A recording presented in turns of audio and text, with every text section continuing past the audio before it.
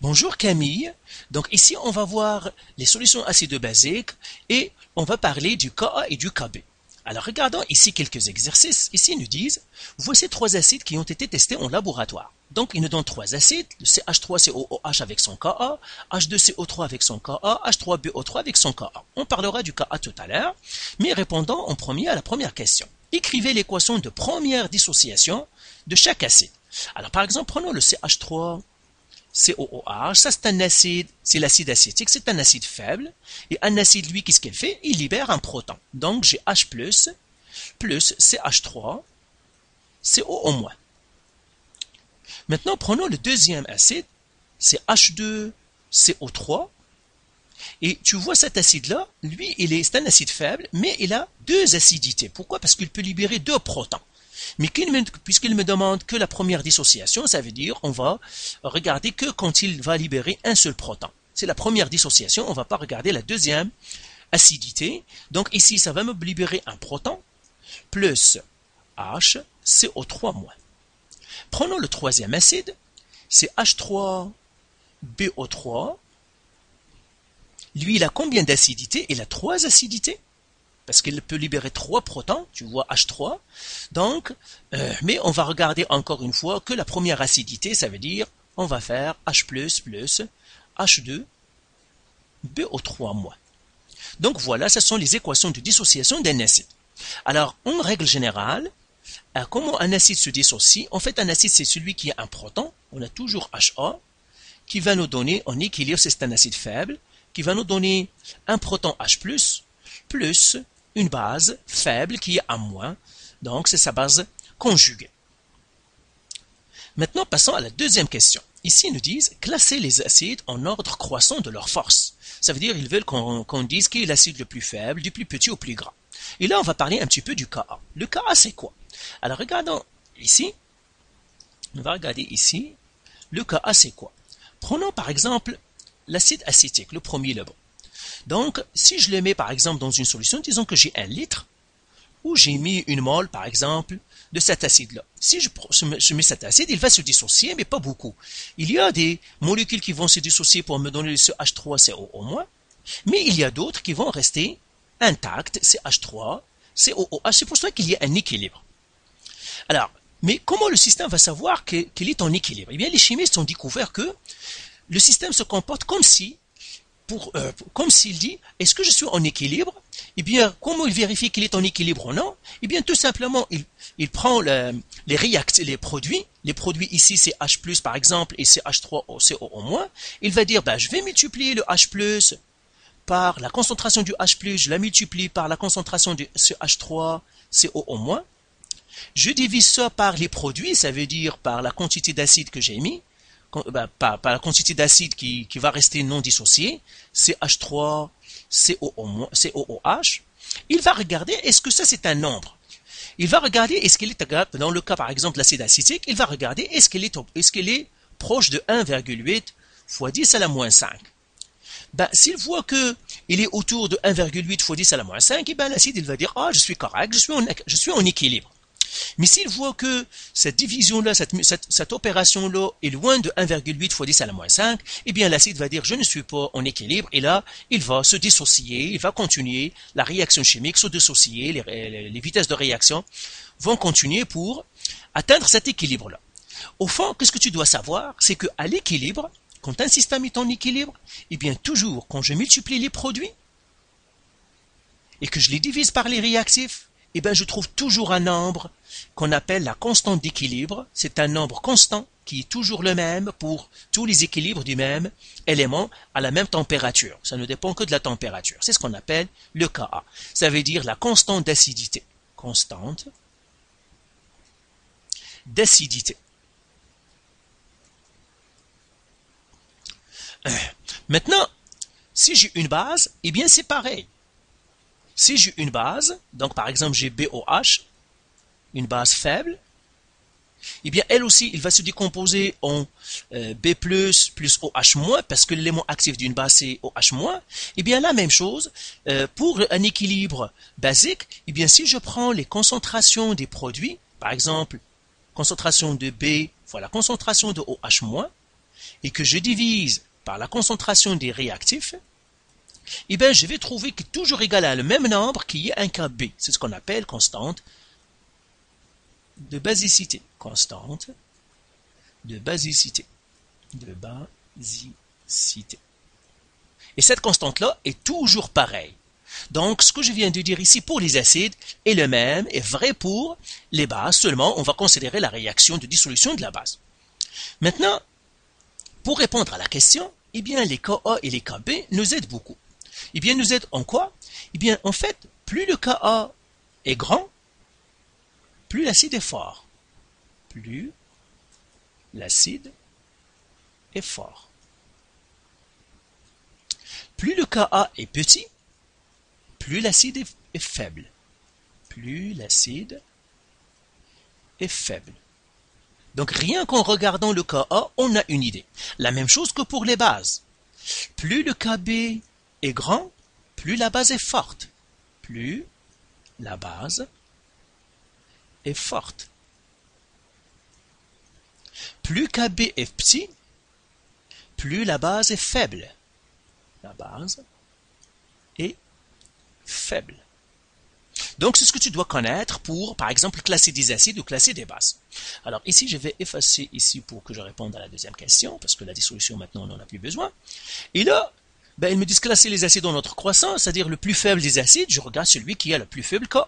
Celui qui a le plus faible Ka, c'est celui-là, avec 5,8 fois 10 à la moins 10. Ça veut dire le plus faible des acides, c'est H3, BO3. Celui qui vient après, celui qui a le Ka le plus faible après, c'est lui, parce que j'ai un 10 à la moins 7, donc c'est H2, CO3. Et celui qui est le plus fort des trois acides, c'est lui, qui a 1,8 fois 10 à la moins 5, ça veut dire l'acide acétique, c'est H3, COOH. Donc voilà, je les ai classés. Alors maintenant, regardons à notre exercice. Ici, ils nous disent, soit un acide inconnu, HB aqueux de concentration 0,1 mol par litre. Une analyse de cette solution permet de trouver que la concentration en ion H+, est de 1 fois 10 à la moins 4 mol par litre. En vous référant aux données du tableau ci-dessous, identifier l'acide inconnu et indiquer la force de cet acide. Alors, on va sortir premièrement les infos. Donc ici, je vais tout effacer. Alors, qu'est-ce qu'il nous raconte là-dedans? Alors, en premier, ils nous disent soit un acide inconnu HB, donc j'ai un acide HB, aqueux, donc, qui va se dissocier en H+, plus B-, parce que c'est un acide.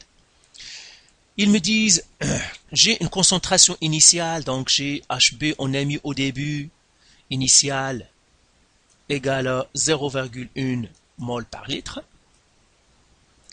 Ils me disent une analyse de cette solution permet de trouver, donc on a analysé après l'équilibre, donc on a analysé, on a trouvé une concentration de H+ égale à 1 fois 10 à la moins 4 mol par litre.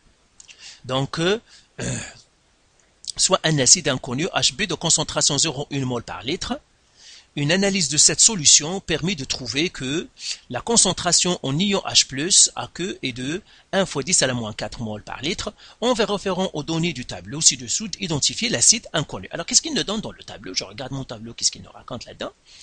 Si je regarde mon tableau, il nous donne la constante d'équilibre des acides et des bases. Donc, qu'est-ce qu'il me donne ici? Il me donne l'acide avec sa base, donc HCl avec sa base conjuguée. Chaque acide a une base conjuguée. Il nous donne la force de l'acide, la force de la base, et il nous donne le Kb.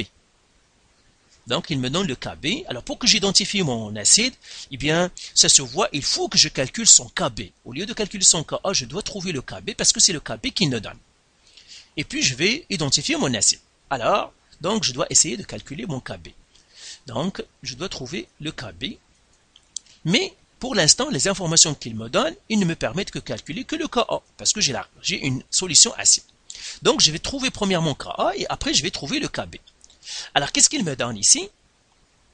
Ils me disent soit un acide inconnu de concentration 0,1 mol par litre. Une analyse de cette solution permet de trouver, donc, on a analysé la solution. Donc, ici, tout simplement, je vais réécrire mon équilibre pour que je le mette bien en ordre. Donc, j'ai un acide HB. je mets un équilibre ici. Ça me donnerait un ion H+, plus B-. Je vais mettre des espaces. Alors là, regarde, toujours tu dois savoir écrire pour calculer ton Ka ou ton Kb. Pour calculer ton Ka ou ton Kb, ou tout simplement analyser un équilibre, tu dois toujours utiliser les trois étapes. Début, réaction, et puis équilibre. Donc ça c'est début, réaction, équilibre. Ça veut dire que je dois dire à chaque étape qu'est-ce que j'ai. Donc ici j'ai, au début combien j'ai 0,1 mol par litre. Mais combien de H+ au début, parce que je viens d'ajouter l'acide, j'en ai rien. Au cours de la réaction, ben, qu'est-ce qui s'est passé? Ils m'ont dit qu'on a analysé, on a trouvé que on a formé combien de H+, on a formé 1 fois 10 à la moins 4. Mais en analysant la réaction, j'ai 1 mol pour H+, 1 mol de H+. Ok, je vais effacer ici, je vais mettre en... 1 mol de H+, 1 mol de HB, pardon, correspond à 1 mol de H+, qui correspond à 1 mol de B-. Ça veut dire quoi? Ça veut dire que si j'ai formé 1 fois 10 à la moins 4 de H+, et bien c'est que j'ai formé aussi 1 fois 10 à la moins 4 de B-. Et que j'ai perdu, les réactifs, ils ont perdu, parce que j'ai formé du plus, ça veut dire j'ai perdu moins 1 fois 10 à la moins 4 de HB. Et maintenant, qu'est-ce que je vais faire? Je vais faire l'équilibre. À l'équilibre, qu'est-ce qui s'est passé? Eh bien, au début, j'avais 0,1, donc j'ai perdu 1 fois 10 à la moins 4, donc je dois faire 0,1 moins 1 fois 10 à la moins 4. Ici, j'avais 0, et ici, j'ai formé, puisque c'est une formation, ça veut dire que ce sont des plus, ils se sont ajoutés. Donc ici, 0 plus 1 fois 10 à la moins 4, ça veut dire 1 fois 10 à la moins 4. Donc je vais l'écrire en blanc aussi. Donc ça, c'est 1 fois 10 à la moins 4. Et lui, 0, lui aussi, c'est 1 fois 10 à la moins 4. Alors, je vais faire ce calcul-là à la calculatrice. Donc, calculatrice. Et là, je vais faire 0,1 moins 1 fois 10 exposant moins 4. Qui me donne, eh bien, ça me donne 0,0999 mol par litre. Ici, tout simplement, écrivez mol par litre ici en haut. On va écrire mol par litre pour ne pas à chaque fois écrire mol par litre pour ne pas surcharger. C'est tous des mols par litre. Et maintenant, je dois calculer mon Ka. C'est le seul que je connais, que je sais faire. Comment je vais calculer mon Ka? Eh bien, tout simplement, je calcule Ka. On a dit c'est quoi? C'est la concentration de H+, fois la concentration du B-, parce que c'est les produits, qui divisent la concentration du HB. Et là, je vais écrire ce que je connais. Concentration du H+, c'est 1 fois 10 à la moins 4, fois 1 fois 10 à la moins 4, qui doit diviser 0,0999. Et ça me donne, calculatrice encore, eh bien, tout simplement, je vais faire ce calcul, 1 fois 10 exposant moins 4, fois 1 fois 10 exposant moins 4, qui devrait me donner 1 fois 10 à la moins 8, que je dois diviser par 0,0999, qui me donne, eh bien ça me donne 1 fois 10 à la moins 7. Voilà, je viens de trouver mon Ka. Le Ka ici, je pourrais l'effacer, j'ai trouvé mon Ka, c'est 1 fois 10 à la moins 7. Mais là, dans le tableau, il me donne le Kb. Donc, je dois trouver le Kb. Comment je trouve le Kb?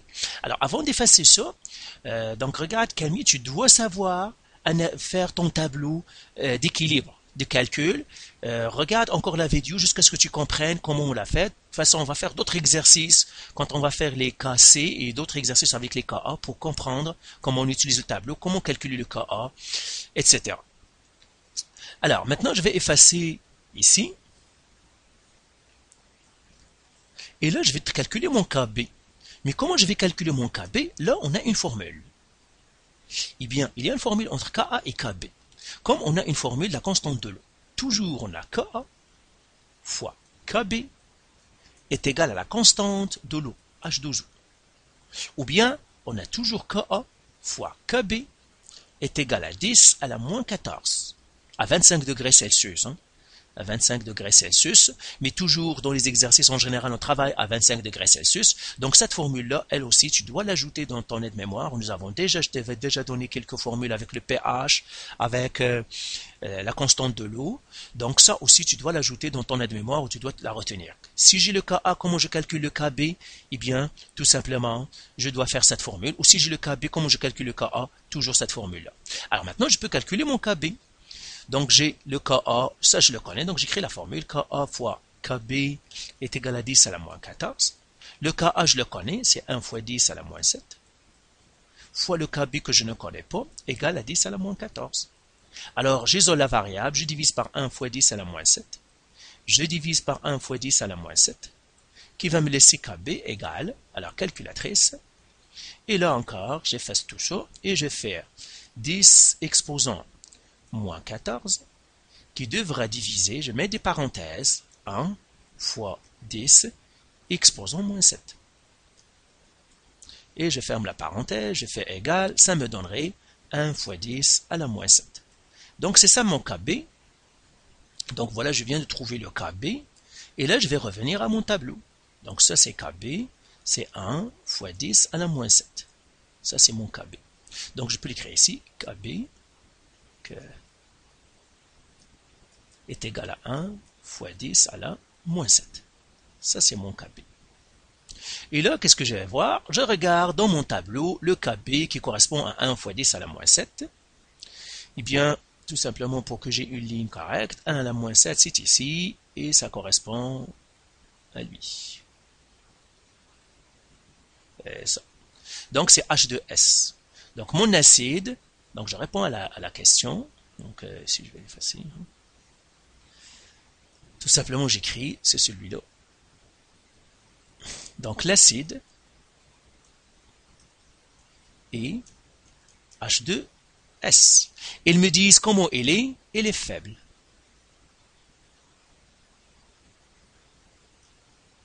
Quelle est sa force? La force de cet acide, je dis, il est faible parce que c'est moins 7. Dès que vous voyez qu'il a un Ka, moins 5, moins 6, moins 4, ce sont tous des acides faibles.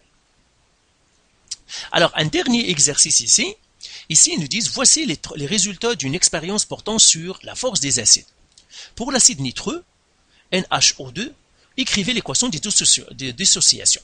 Là, je regarde quelle information il me donne. Il me donne toujours 25 degrés, ça veut dire que je peux appliquer mes formules. Et puis, il me donne l'acide, les concentrations, la concentration de H+, et le Ka. Là, je ne connais pas de Ka pour lui. Alors, ils me disent, premièrement, donnez l'équation de dissociation de l'acide nitreux.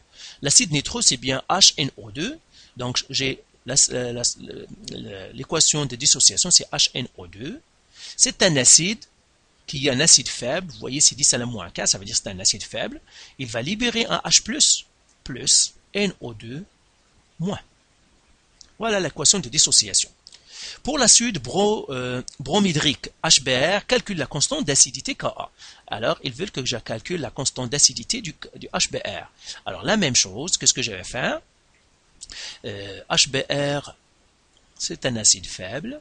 Donc, je dois faire CH+, plus Br-, ça c'est l'équation de dissociation. Donc, le Ka, ça va être concentration de H+, fois concentration de Br-, qui divise la concentration de HBr. Et là, je regarde, qu'est-ce qu'il me donne? Il me donne la concentration de l'acide non dissocié. Ça veut dire qu'il me donne les concentrations à l'équilibre. Ça veut dire ici, il n'y a pas de tableau à faire parce qu'il me donne à l'équilibre. À l'équilibre, combien j'ai de HBr? J'ai 0,50 mol par litre. Le H+, ils me disent, j'ai à l'équilibre 0,50 mol par litre. Et puisque j'ai 0,50 mol par litre, et bien la même chose pour les Br-, la concentration des H+, est égale aux concentrations des Br-, donc les Br- aussi à l'équilibre, c'est 0,5 mol par litre. Parce que toujours dans ton équation ici, c'est les valeurs à l'équilibre. À l'équilibre. Donc toujours tu dois chercher combien j'ai la concentration de H+ à l'équilibre, la concentration de Br- à l'équilibre, la concentration de HBr à l'équilibre. Ici, ils me le donnent déjà. Ils me disent la concentration de l'acide non dissocié. Ça veut dire on l'a mis, et puis la quantité qui ne s'est pas dissociée, c'est 0,50. Ça veut dire c'est à l'équilibre. Et là, tout simplement, je vais faire une application. et puis je regarde combien ça va me donner. Alors je vais faire donc le calcul, je vais le faire ici peut-être, hein, ça serait plus. Hein. Donc je vais faire le calcul ici. Donc je fasse tout ça. Alors le KA, ça serait quoi? Donc on a dit KA est égal, donc je vais descendre pour voir ici, voilà, KA est égal, concentration de H+, voilà, concentration de BR- sur la concentration de HBr. Elle est égale 0,5, parce qu'à l'équilibre c'est 0,50 mol par litre, fois 0,50 mol par litre, qui devra diviser 0,50 mol par litre. Et ça se voit, si je fais ce calcul, je vais trouver ces 0,50. Donc voilà la constante d'équilibre, donc je pourrais la mettre ici. Donc c'est 0,5, la constante d'équilibre ici c'est, donc je vais effacer tout ça pour que ça ne mélange plus, c'est 0,5. Et là, donc voilà, je viens de calculer la constante d'équilibre. Et dernière question, classer les trois acides en ordre décroissant selon leur force. Ça veut dire on va partir du plus fort au plus faible. L'ordre décroissant. Alors, tu te souviens qu'on a dit plus l'acide est fort, plus son Ka est fort. Donc on va commencer l'acide le plus fort. Donc celui qui est le plus fort Ka, c'est le 0,5, c'est le plus grand. Donc c'est HBr. Celui qui suit, c'est lui parce qu'il a moins 4 alors que lui c'est moins 5. Donc il y a 5, pas 5 mais l'acide il s'appelle HNO2. Et finalement c'est le CH3 COH qui est le plus faible. Donc voilà pour le Ka et puis la force des acides. Dans le prochain cours, on va voir comment on calcule le pH quand on a des acides faibles et après on va voir comment on calcule les pH dans les situations de neutralisation. Donc il nous reste encore 2 cours. Donc voilà encore, bonne préparation et bonne chance pour ton examen.